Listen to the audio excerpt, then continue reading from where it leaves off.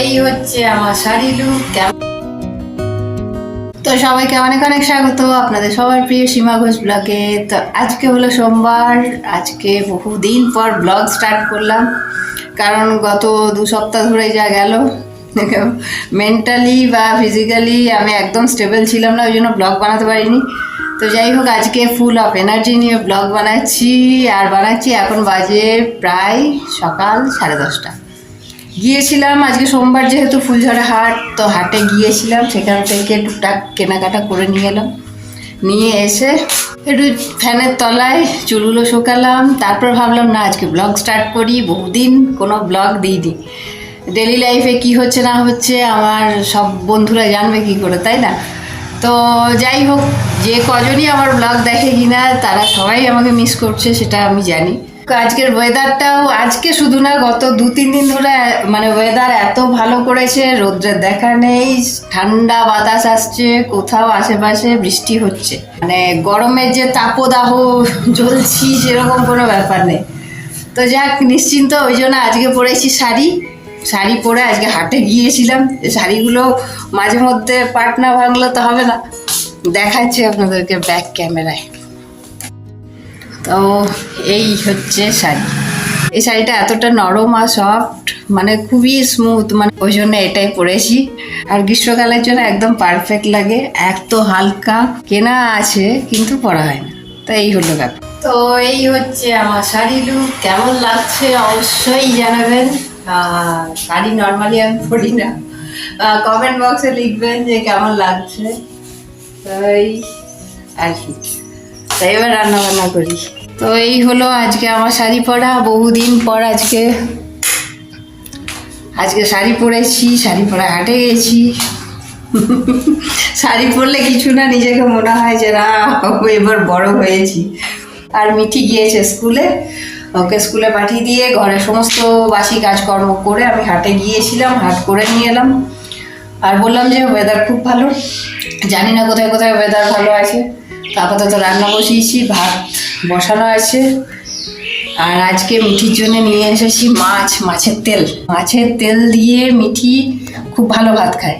কিন্তু আমি যবের থেকে মাছ ছেড়েছি তারপর থেকে মেয়ে আমাকে মাছ আনতে দেয় না। আজকে নিয়ে এসেছি জোর করে, কারণ আমার মা সুইটি যখন এসেছিল তখন আমি মাছ নিয়ে এসেছিলাম, দেখলাম খেয়ে নিল। আমার দিদির বাড়ি যায়, সেখানে খায়। আমার মায়ের ওখানে গিয়েছিলাম, তখনও দেখলাম যে ও মাছ খাচ্ছে, কিন্তু আমি নিয়ে এলে ও খেতে চায় না। আজকে নিয়ে এসেছি, আমি বলবো টাকা নষ্ট হবে, এই হবে, ব্ল্যাকমেলিং করবো, খেয়ে নেবে আশা করছি। আর যদি আজকে খাই তাহলে ওর জন্য মাছ আমি ধরা বাঁধা নিয়ে আসবো। আমি সাহস পাই না সত্যি। লাস্ট ওই ইলিশটা নিয়ে এসেছিলাম, তো যাই হোক, ওটা সেই কেন আনলে অশান্তি কিছু বলার নেই। তো যাই হোক, এখন মাছটা পরিষ্কার। ভাত উপর দিয়েছি, কারণ ভাত হয়ে গেছে, এবার করবো মাছ। আর আমি তার মধ্যে একটু এই যে শাক কেটে রাখলাম, লাল শাক নিয়ে এসেছিলাম, লাল শাক কেটে রাখলাম। আর আজকে আমি বহুদিন পর আজকে আমার স্ট্যান্ডটাকে আবার সেট করেছি। অ্যাকচুয়ালি ব্লগ বানাবো বললে তো হয় না, এই সেটিংগুলো খুব বিরক্তিকর লাগে তখন। তো যাই হোক, কি করছি না করছি সমস্ত কিছু আপনাদের সাথে শেয়ার করতে থাকি। আপনাদের অবশ্যই ভালো লাগবে, তাই দেখতে থাকুন। আর মেয়ের জন্যে এই যে দেখায়, আর এই মেয়ের জন্য নিয়ে এসেছি এই যে 2 পিস বড় বড় সাইজের পেটি, আর সাথে মাছের তেল, কারণ আমার মেয়ে মাছের তেল খেতে খুবই ভালোবাসে। আর কি কি রান্না করা যায় দেখি, যা যা করছি আপনাদের সাথে শেয়ার করতে থাকবো। আর যারা আজকে নতুন আমার ব্লগে, তাদের কাছে লিখছে যে প্লিজ লাইক, শেয়ার আর সাবস্ক্রাইব করতে ভুলবেন না। আর পাশের অল বেলটা অবশ্যই প্রেস করে রেখে দেবেন, যাতে আমার যে কোনো ভিডিওর নোটিফিকেশান আপনারা সাথে সাথে পান। তো মাছটা আগে করে নিচ্ছি, কারণ মাছ ভেজে নিয়ে তারপর কড়াই ধুয়ে আমি আবার রান্না বসাবো, কারণ আমি তো মাছ খাই না প্রায় 1 বছর হলো। তো একটা মজার কথা বলি, সোনাঝুরি হাটে গিয়েছিলাম মা ভাই ওদের সাথে। আমি ওখানে খুব ভালো শাড়ি দেখেছিলাম, যে আমরা 4 বোনের জন্য শাড়ি নেব। মা বলছে, মা তো মানে মায়ের রিয়াকশনটা যদি তুলে রাখতে পারতাম খুব ভালো হতো। মায়ের রিয়াকশন বলছে, কি শাড়ি, মানে তেলে বেগুনে জ্বলে ওঠার মতন। ওই হাটের মাঝে সবার মাঝেই আমাকে বকুনি দিয়ে দিল, কি হবে শাড়ি পরে, তোর আলমারি ভর্তি শাড়ি এমনি পরে থাকে, পচে যায়, তুই ওই শাড়িগুলো আগে শেষ কর, তারপর শাড়ি কেনার কথা চিন্তা করি। একদম বাস্তব কথা, মানে কিছু বলার নেই।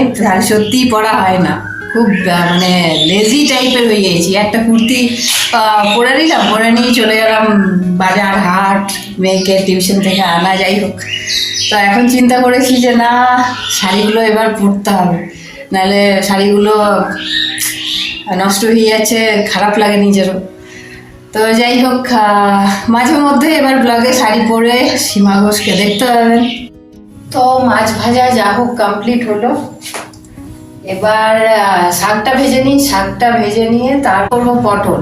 আর সাথে আমি এই যে দই নিয়ে এসেছিলাম, ভেবেছিলাম যে আজকে দই দিয়ে পটলের তরকারি করব, কিন্তু না, পরে চিন্তা করলাম আমার মেয়ে তো পটলের তরকারি খায় না, তার জন্য পটল ভাজতে হবে। তো এখন পটলগুলো ভাজার পটল কাটি, ভেবেছিলাম তরকারি পটল করবো। রান্না করার সময় মনে পড়ে ও কি ভালোবাসে না বাসে, সেই হিসাবে এখানে আমার ভালোবাসার কোনো গল্পই নেই। আপাতত শাক ভাজাটা বসিয়ে তারপর পটলটা রান্না শুরু করে দেব, কারণ একটার পর একটা না করলে তারপর আমি আলাদা একটা তরকারি করবো, যেটা মাছের কড়াই হবে না, কারণ মাছ তো খাই না, যারা আমার ডেলি ব্লগ দেখেন জানেন।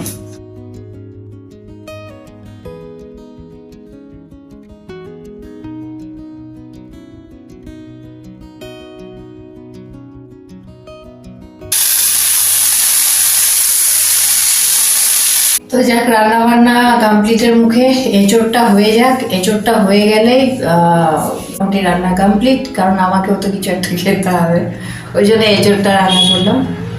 আর তারপর স্নান, তারপর মিঠি আসবে। এবার এঁচোড় কষানোটা কমপ্লিট হলে ব্যাস নিশ্চিন্ত, এরপর রান্নাঘর পরিষ্কার করতে হবে। তো যাক, এঁচোড় কষা আমার খুবই প্রিয় একটা খাবার। আর মিঠি এঁচোড় কষা খায়, এমন নয় যে খায় না, 1-2 পিস খায় হয়তো, কিন্তু আলুটা, ও এঁচোড়ের যে আলুটা, ওই আলুর তরকারিটাও বেশি ভালো খায়। ওর ইচ্ছা হলে এঁচোড় খাবে 1-2 পিস, আদারওয়াইজ আমাকেই সর্বস্ব খেতে হবে। তো যাই হোক, আজকের ব্লগ আর বেশি বড় করলাম না। ভালো লাগলে অবশ্যই লাইক, শেয়ার আর সাবস্ক্রাইব করবেন। আবার দেখাবেন নেক্সট ব্লগে। ভালো থাকবেন, সুস্থ থাকবেন, আর সবাই মিলে খুব আনন্দ থাকবেন।